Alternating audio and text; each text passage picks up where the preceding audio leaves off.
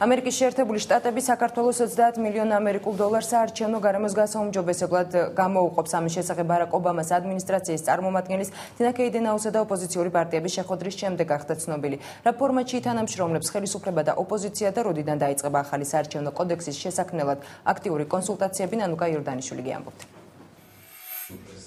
30 მილიონი დოლარის საარჩევნო გარემოს გასაუმჯობესებლად. ამერიკის შეერთებული შტატების ეს გადაწყვეტილება ოპოზიციურმა პარტიებმა ბარაკ ობამას ადმინისტრაციის წარმომადგენლისგან, თინა კეიდენაუსგან შეიტყვეს.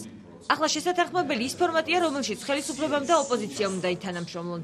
ვინ ჩაერთვება მოლაპარაკებებში კვალიფიციური სუბიექტები, ბოლო არჩევნებში წარმატებული პარტიები თუ ყველა ოპოზიციური ძალა ჯერ გაურკვეველია.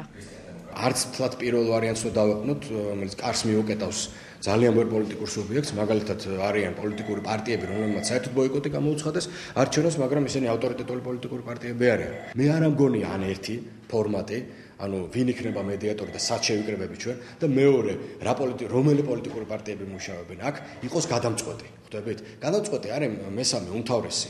რაზე შევთანხმდებით ჩვენ? ირაკლი ალასანიას თანაპარტიელისგან განსხვავებით ქრისტიან დემოკრატების ერთ-ერთ ლიდერს მიაჩნია, რომ მოლაპარაკებებში მხოლოდ 3-4 სერიოზული პოლიტიკური ძალა უნდა ჩაერთოს.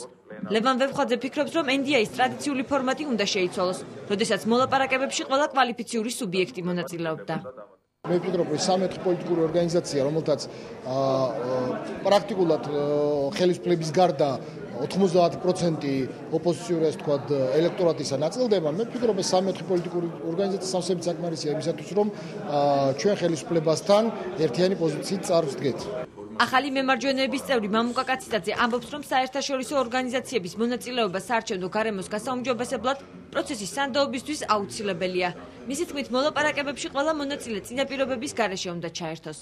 ფართო სპექტრი თანამონაწილეთა ყოველგვარი წინასწარი პირობების განსაზღვრის გარეშე არის ერთგვარი საშუალება იმისა, რომ შედეგზე ორიენტირებული ფორმატი შეიქმნას და მანამდე სანამ ქართულ პოლიტიკურ კალენდარში გამოჩნდება არჩევნების თარიღი, ანუ ასე ვთქვათ, არასაარჩევნო პერიოდისათვის დაიწყოს და დასრულდეს კიდეც კონკრეტული ფორმატი. მართლ პარტიაში აცხადებენ, რომ ყველა ფორმატში თანამშრომლობისთვის მზად არიან. უმრავლესობის ლიდერი უკვე არსებულ ფორმატში პარტიებთან ერთად საერთაშორისო და ქართული არასამთავრობოების ჩართვასაც აუცილებლად მიიჩნევს. ამ ეტაპზე მე მგონი ეს იმდენად დღის წესრიგში არ დგას და სასტრაფო საკითხი არ არის, რადგან არჩევნები ჯერ კიდევ 2 წელი რჩება, მაგრამ რა თქმა უნდა ეს მოლაპარაკებები, შეხვედრები, წინასწარი კონსულტაციები მაინც როგორც მინიმუმ დასაწყებია, იმიტომ რომ ეს საქმე გასაკეთებელია. ოპოზიცია დარწმუნებულია, რომ აუცილებელია ახალ საარჩევნო კოდექსსა და საარჩევნო გარემოს გაუმჯობესებაზე მუშაობა ახლავე დაიწყოს. საგაზაფხულო სესიაზე კი პარლამენტმა უკვე ცვლილებები დაამტკიცოს. მმართველი და ოპოზიციური პარტიების წარმომადგენლებიც ამბობენ, რომ მთავარი განსახილველი თემა კვლავ ამომრჩეველთა რეგისტრაცია და არჩევნებში ბიომეტრიული პასპორტებით მონაწილეობა იქნება. პარტიის დემოკრატიული განახლება ჩვენი საქართველო გაბრწყინდება ერთ-ერთ ოფისში ხალხმრავლობა შეინიშნებოდა. მოქალაქეებმა სხვადასხვა საშუალებით შეიტყვეს, რომ პოლიტიკურ პარტიაში მათთვის ფულად დახმარებას არიგებენ. მაესტროს გადამღებ ჯგუფს ანალოგიური ვითარება დახვდა პარტიის მთავარ ოფისშიც, სადაც გაირკვა, რომ არა ფულად დახმარებას, არამედ იქ მისულ ადამიანებს პარტიის მხარდამჭერება დარეგისტრირებდნენ და დახმარებას სამომავლოდ პირდებოდნენ. დეტალებს ალეკო გეთიაშვილი გიამბობთ. აღმოჩენებლის 46 ნომერი. ამ ადგილას პარტიის დემოკრატიული განახლება ჩვენი საქართველო გაბრწყინდება ერთ-ერთი ოფისია. ეს ხალხი კი დახმარების რიგში დგას. მათი ნაწილი დევნილია, ნაწილი რეგიონებიდან ჩამოსული, ნაწილი კი თბილისის მცხოვრები. თითოეულმა მათგანმა სხვადასხვა გზებით შეიტყო, რომ პოლიტიკურ პარტიაში მათთვის $1000 დახმარებას არიგებდნენ. 1000 არიო, უნდა გაწევრიანდეო. უნდა მიიტანო საბუთიო პასპორტიო და მოვედით და ეხლა გვითხრას ორთაჭალაში გადავიდაო. იგივე ვითარება დაგვხდა ორთაჭალის 4 ნომერში, სადაც პარტიის მთავარი ოფისი მდებარეობს. აქ მისული ხალხიც იმავე ინფორმაციას ფლობდა. უკვე მთავარ ოფისში გაირკვა, რომ ფულად დახმარებას კი არ არიგებდნენ, არამედ იქ მისულ ადამიანებს პარტიის მხარდამჭერებად არეგისტრირებდნენ და დახმარებასაც სამომავლოდ პირდებოდნენ. დახმარებას აძლევენ რაღაცა საუბრობა, ვინაც მოგწევს. როცა მოგწევენ, მე დიდი სიამოვნებით მოვალ და ყველაფერს გეტყვით. თუ მოგწეს რამე. რა დახმარებას აძლევენ? ფულად. არ ვიცი.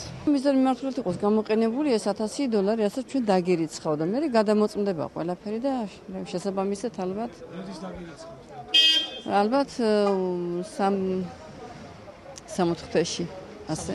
კი. კი ასე რომ საიმ პერიოდია არის ერთი თვე, პირველ პერიოდზე განიხილება, მეორე პერიოდზე რაღაც საბუთები გადამოდის, მესამე პერიოდზე დარიცხვა იქნება თანხის. პარტიის თავმჯდომარის მოადგილე თამაზ ვაშაკიძე ამბობს, რომ მოსახლეობა თანხას მხოლოდ იმ შემთხვევაში მიიღებს თუ მათი პარტია საპარლამენტო არჩევნებში გაიმარჯვებს. როგორც ჩვენ ბუკლეტში და ეკონომიკურ პროგრამაში წერია, ჩვენი საპარლამენტო არჩევნებში პარლამენტში შესვლის დროს, ანუ გარკვეული პროცენტით საპარლამენტო არჩევნებში გამარჯვების შემთხვევაში. არასწორად ელოდება, მაგას არასწორად ავცელებენ, ამიტომ სულ ყველას ურიგებთ ბუკლეტებს, მთელ საქართველოში 6 თვის განმავლობაში ვარიგებთ ბუკლეტებს. პარტია, რომელსაც შემოკლებით ჩვენები ჰქვია, გასულ წელს დაფუძნდა. სარეკლამო ბუკლეტებში მითითებულია, რომ პარტიის სახეები ეკონომიკის მინისტრის მოადგილე ურუზმაკ ქარქუსოვი და ნანა ყეინიშვილი არიან. პარტიის პროგრამაც თამაზ ქარქუსოვის მომზადებულია.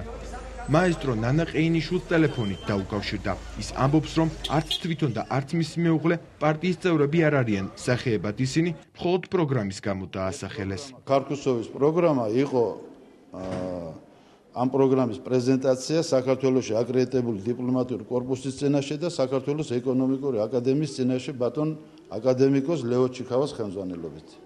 ჩვენი რომ მოვისმინეთ ეს პროგრამა, შემდეგ დავიღეთ ეს პროგრამა ჩვენს იარაღად, ასე თუ შეიძლება. ვართ დასახელებული პარტიის სახეებად. არა, პარტიის წევრები არა ვართ. ნანა ყეინიშვილი ამბობს, რომ არც პარტიის ოფისებთან შექმნილ ვითარებაზე იცის რამე, არც პარტიის მიერ გაცემულ დაპირებებზე და არც იმაზე, მართლა მიიღებენ თუ არა პარტია ჩვენების მხარდაჭერები დაპირებულ $1000. აღმაშენებელსა და ურთაჭალაში შეკრებილმა ადამიანების უმრავლესობამ იქაურობა დღეს სწორედ ამ იმედით დატოვა. საქართველოს საგარეო საქმეთა მინისტრი გრიგოლ ვაშაძე დღეს გაეროს გენერალური მდივნის სპეციალურ წარმომადგენელს იწულებით გადაადგილებულ პირთა უფლებების საკითხებში ვოლტერ კელინს შეხვდა. შეხვედრის დროს ოკუპირებულ ტერიტორიებზე ადამიანის უფლებების დარღვევის საკითხები განიხილეს. საგარეო საქმეთა მინისტრმა გენერალური მდივნის წარმომადგენელს აფხაზეთსა და ცხინვალის რეგიონში არსებული ვითარება გააცნო. ვაშაძემ იმედი გამოთქვა, რომ საერთაშორისო თანამეგობრობა ამ რეგიონებში ადამიანის უფლებათა დარღვევების მონიტორინგს აქტიურად გააგრძელებს. შეხვედრაზე ასევე ისაუბრეს კელინის აფხაზეთში დაგეგმილ ვიზიტთან დაკავშირებითაც. გამოცდების ეროვნულ ცენტრთან აბიტურიენტები და მათი მშობლები გამოცდების შედეგების შესახებ განმარტებებს ითხოვდნენ. მათი თქმით აინტერესებდათ გამოცდების ეროვნულმა ცენტრმა თუ რა კრიტერიუმით დათვალა ქულები და როგორ გაანაწილა საგრანტო დაფინანსება. რამ გამოიწვია გაუგებრობა და მიიღეს თუ არა აბიტურიენტებმა არსებულ კითხვებზე პასუხები ქეთი ფარცხალაძე არკვევდა.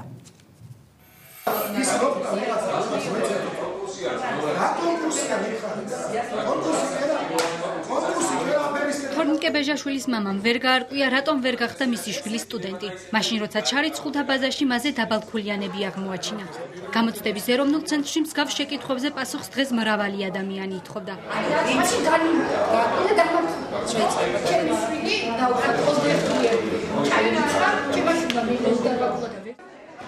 შედეგების მიმართ უნდობლობას აბიტურიენტები და მათი მშობლები გამოცდების ეროვნულ ცენტრთან დილიდან გამოთქვავდნენ. ისინი ძირითადად იმ კრიტერიუმების ახსნას ითხოვდნენ, რის საფუძველზეც გამოცდების ეროვნულმა ცენტრმა აბიტურიენტთა შედეგები დაითვალა. პრობლემა იმანად წარმოშვა, რომ ვებგვერდზე გამოქვეყნებული მონაცემთა ბაზა აირია. გავხსენით საიტი და აღმოჩნდა, რომ ჩემ შვილს ჰქონდა 50%-იანი დაფინანსება. იმის შემდეგ დაიდო ბოდიში, რომ რაღაცა მონაცემები აირია და საბოლოოდ აშალეს საიტი. რამდენიმე საათში განახლდა და ჩემი შვილის სახელისა და გვარის გასწვრივ აღმოჩნდა 30%.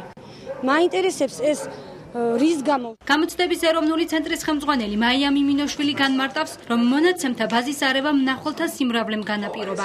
ტექნიკური ხარვეზების გამო იძულებული გახდნენ სისტემა გაეჩიჩათ და გამოცდების შედეგების მონაცემები ხელახლა შეეყვანათ. რაც შეეხება ქულების დათვლას, მაია მიმინოშვილი ამბობს, რომ აბიტურიენტებმაც და მათმა მშობლებმაც წინასწარ იცოდნენ თუ რა სისტემით ითვლის გამოცდების შედეგებს ეროვნული ცენტრი.